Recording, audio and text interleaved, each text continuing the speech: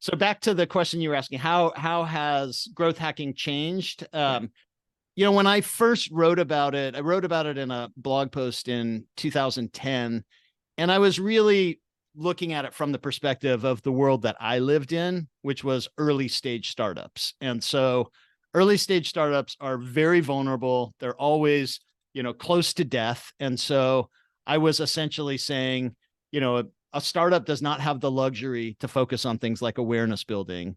Everything needs to be scrutinized by its impact on growth, and everything that has some impact on growth can have more if you test better ways to do it. So I was focusing on that test learn process, but I didn't really emphasize that it could be outside of startups, because I was essentially saying, if you're a startup, you would be crazy not to do this. And I think where it's evolved since then is, again, that I've realized that the approach applies well beyond startups. So it applies to large technical companies. So one of the companies, that has embraced growth hacking is over the years is Microsoft.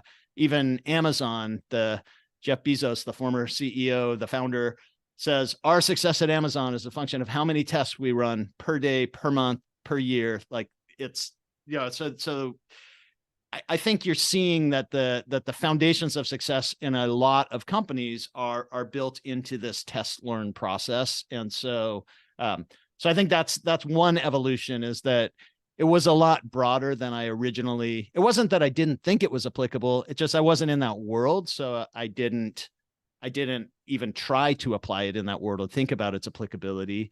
But then the second thing that's changed is that people got pretty excited pretty quickly, like when they heard about it, and growth hacking. Oh, that sounds weird. That sounds interesting. So they kind of like, it took notice. And I think within a year of me writing the blog post, there were 1,000 job listings for growth hackers, and so like there was a lot of excitement about it. But what you started to see was you started to see kind of people not taking the time to understand it as I explained it, and then kind of making up their own, so there's this thing called growth hacking, and companies are growing really fast. And so it's about tricking people, or it's about being really clever with marketing, or, and so you start to see a lot of kind of alternative definitions emerge.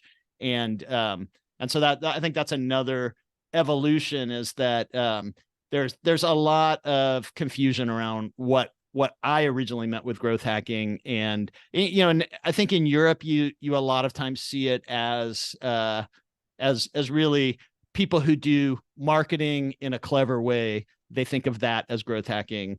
I think in Silicon Valley, you have some people who just think, oh, anything that tricks people, that's growth hacking. And so and at the end of the day, I don't care if we call it growth hacking or growth or, scientific method, whatever we call it, there's just a really powerful way to drive growth in businesses. And so that's what I'm focused on, is trying to help people understand what that way is, and help them implement it. So let's go back. And how will you explain growth hacking term to a 10-year-old then?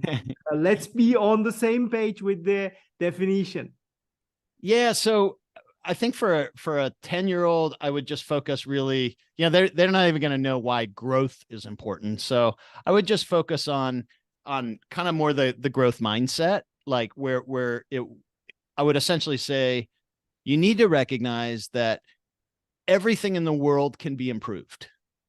There's a better way to do everything. And the only way to really understand what that better way is to try other stuff. And to know if that other stuff works, you need to measure it. And so it kind of gets this idea of improvement through testing. And not everything you try is going to work. Some things aren't going to work well. And so again, like that kind of teaches them to apply it in their world. Like if they like to play basketball, they start to say, maybe I shouldn't always shoot it like this. Maybe I shoot it like this. Or, they come up with anything that they're trying to drive improvement in school. If I always study for a test by reading, maybe I should watch some videos or write for studying for the test. So that's what I would explain to them, is that just teaching that foundational idea that there is a better way to do everything, and you find that better way by trying other stuff and measuring the results.